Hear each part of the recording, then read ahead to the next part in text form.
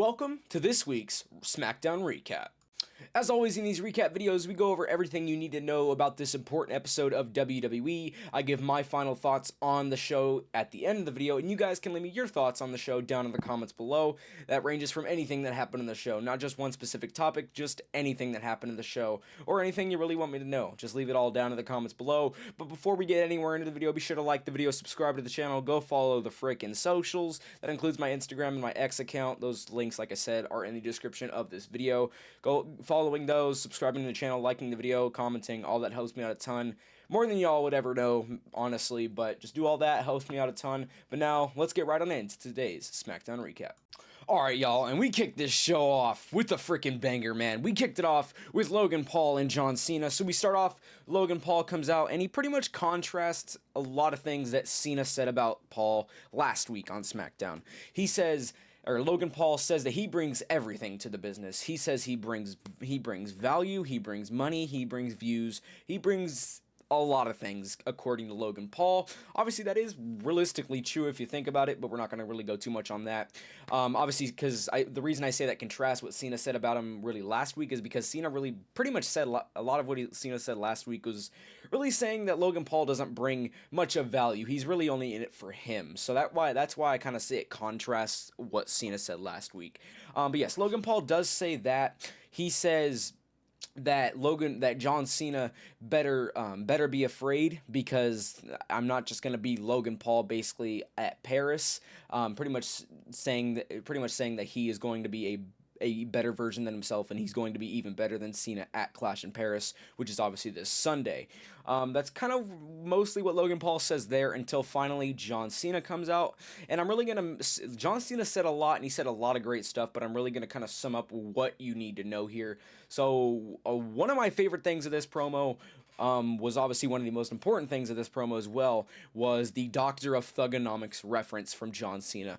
John Cena tells Logan Paul that he is basically a dollar store John Cena from 20 years ago. John Cena says that Logan Paul is a disruptor, not a disruptor.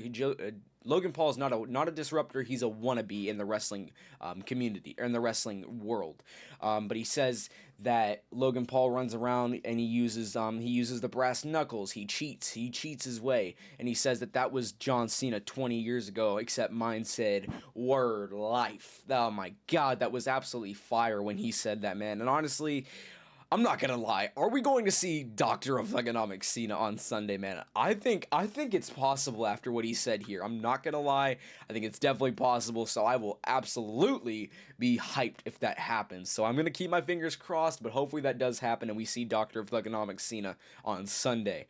And then Cena does say that that he looked through a list of pretty much like top 25 influencers recently, and everybody, and Kai Cenat was on there, IShow Speed was on there, a bunch of other people on there, but he says, guess who was nowhere to be found? You, Logan Paul. So that was pretty cool there. Like I said, man, there was a lot that Cena said, but these are kind of just the main things. And then one of the major things I would also say here is when John Cena showed Logan Paul a major lesson of respect, and Cena goes down the ramp and he says respect is when you get mad at somebody and then you don't say anything, but when you see him again the next time, you say, I'm sorry and I apologize, basically. But he says that as he's walking up the entrance ramp, but then he finally makes it to where the infamous Brussels Kid is. Yes, I'm sure everybody knows who that kid is by now. The infamous John Cena Brussels Kid. It was the kid that was there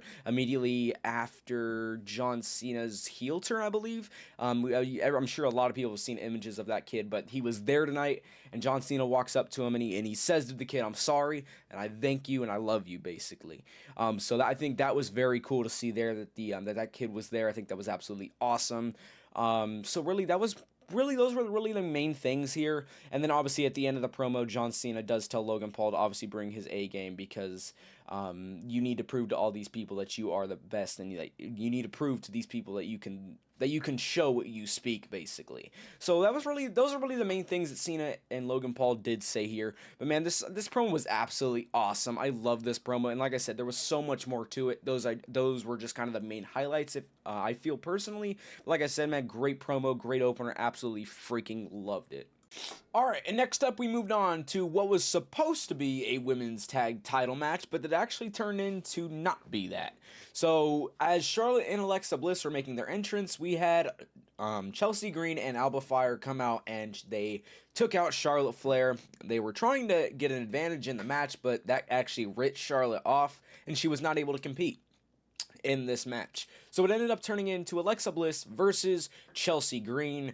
And I mean, as far as the match goes, I mean, it wasn't as bad as I thought it was going to be, but it's not to say it was good or decent, if you ask me. It's just a pretty standard match, nothing special, if you ask me. I think that was kind of a stupid way to do this match tonight, with doing that with Charlotte and taking her out by her knee. But I mean, inevitably, it's kind of just, it is what it is. We did see a Charlotte appearance after the fact, because inevitably Alexa Bliss did win this one, but we did see a post-match attack by Chelsea and Alba. But then Charlotte Flair came out to try to help. She had the upper hand for a second, but ended up getting taken out by an Unprettier, and then inevitably Chelsea Green and Alba Fire stood tall. But like I said, as far as the match goes, Alexa Bliss did win this one. But I just wasn't a big fan of this. I could care less, and, you know, let's move on. Alright, and next up we jumped into Michin, and I'm not gonna lie, I don't know what the other girl's name is. It's the one lady that runs with Julia. I don't know what her name is. Was it Kiana James? It might be Kiana James. I really forgot though. But yes, that's the match, and I don't even know if you want to call this a match. Yes, the bell rang. The stakes of this match were, if Michin won, she would get a shot at Julia for the United States title. But like I said, I don't know if you want to call this a match, because it was one roll up. As soon as that bell rung by Michin, 1, 2, 3, the match is over. We see a post-match attack by Julia and the other lady, and they take Michin and they slam her right into the steel steps. So I'm assuming they're gonna build off that. But man, if you're having somebody go into a match that's and if they win that match, it's to go at a shot for a title, I think you would want to build this match out more and have it be at least decent, so you could show what people should expect from the possible next champion. But that's not what they did here at all. They chose the easy route. I'm not a big fan of that, especially also considering that this is Kiana James. Again, I don't remember if that's her name, but I think it is. This is her debut match on Smackdown. Obviously, she's been on Smackdown for a few weeks now, but this is her actual first match, and this is how they book her. Yeah, I think that's pretty freaking sloppy, if you ask me. And honestly, I'm left with the question: is there any hope for the women's U.S. title division? There wasn't any hope before, but man, I think the title division might be dead after this one. Alright, and next up, we jumped into the McIntyre and Randy Orton promo. So it was actually a very good promo, in my opinion. So we start off with McIntyre, and he pretty much tells Randy straight up to get out here. Randy comes out to the ring, obviously the crowd loud as hell, singing Randy's theme song. Now, Drew McIntyre starts it off, and he basically feeds into Randy that, you know, if you think Cody Rhodes is your friend, he's not.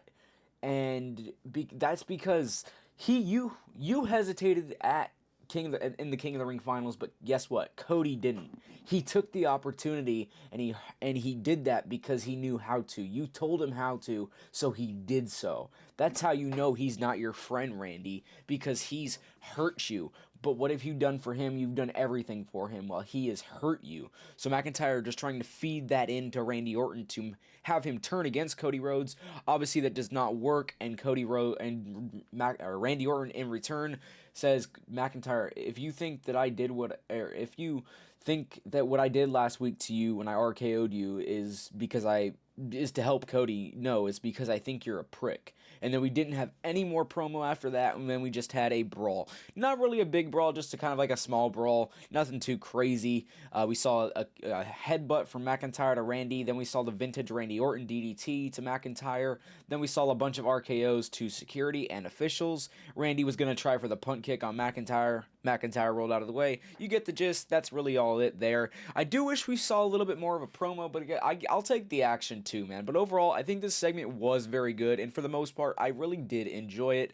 And honestly, man, I cannot wait till these two clash. Alright, and next up, we moved on to Mellowdome Miz versus the Street Profits. And honestly, this match was actually pretty good in my opinion. I actually enjoyed this match for the most part. And honestly, I kind of wish it ended in a normal pin. But honestly, at the same time, it does make sense why it didn't. Because we did have a Wyatt 6 interference. Now, they did not cause a disqualification. In fact, I should actually rephrase my words. It did end in a pin. I don't know why I said I didn't, but we did have an interference from the Wyatt 6, but it just did not end in a DQ. They came out there, and they actually ended up distracting The Miz, which caused Angelo Dawkins to hit Miz off, and then inevitably the Street Profits were able to take the pin, and then they won this match.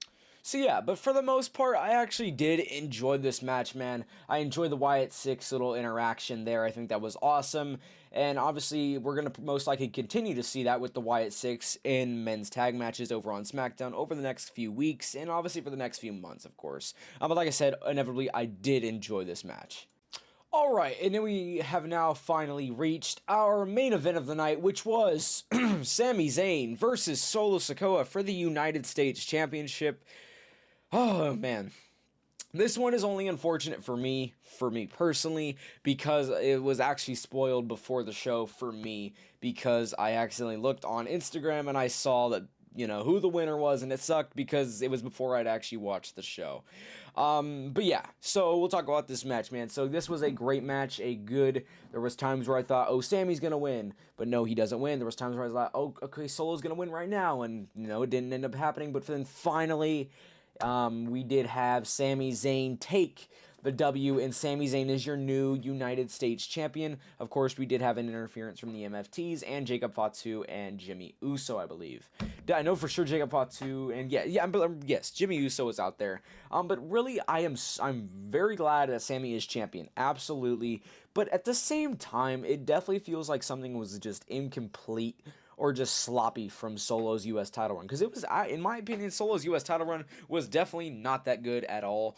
But it also felt like there was just something missing about it, and I just think it's a little bit early for them to be giving this to Sami already. I figured it would inevitably go to Sami at some point. I just didn't think now, and I don't really think now was the greatest time. But like I said, I'll take it, man. I'm still happy for Sami Zayn. I like Sami Zayn, so I'm really not too mad about it, honestly. It's just there is some things that are just kind of like, why do that now? There's a good place for everything, and this was definitely not the right place to do it, if you ask me. You didn't even have to do it at Clash in Paris. Just don't do it yet. Give it some more time. Let it play out a little bit longer, in my opinion. I mean, they didn't do that, but like I said, I'm not going to complain too much. I like Sami Zayn, and I'm glad he's champion. But as far as the overall match goes, I did actually enjoy this match. Just a few minor things that I just wasn't a big fan of, which I already named off. But overall, man, the main event was pretty awesome, and I enjoyed it, and I am definitely overall glad that Sami is our new United States champion. And it's going to be kind of interesting to see how things play out with his allies between Jacob Fatu and Jimmy Uso, and just how it continues with the MFTs and Solo Sikoa over the next few weeks. It's definitely going to be very interesting, and I cannot wait to see next Friday, because honestly, it's going to be pretty interesting to see what happens with this U.S. title over the next coming weeks and few months. Alright, everybody, we have now reached the end of the video. I do hope you guys did enjoy this SmackDown recap. As always, leave me your thoughts down in the comments below about this show. As far as for me, I think this show was actually pretty decent. Would I say good? You know what? Yes, I'm going to go good. I am going to go good on this show. For the most part, I actually mainly enjoyed on this show. So I'm definitely going to go good here. But like I said, leave me all your thoughts down in the comments below. Like the video, subscribe to the channel, turn on post notifications, go follow the freaking socials. As always, includes Instagram and X. The links to those are in the description of this video. Go follow those. Go do all that. It helps me out a ton. Hope y'all enjoyed. I will catch y'all in the next one. Peace.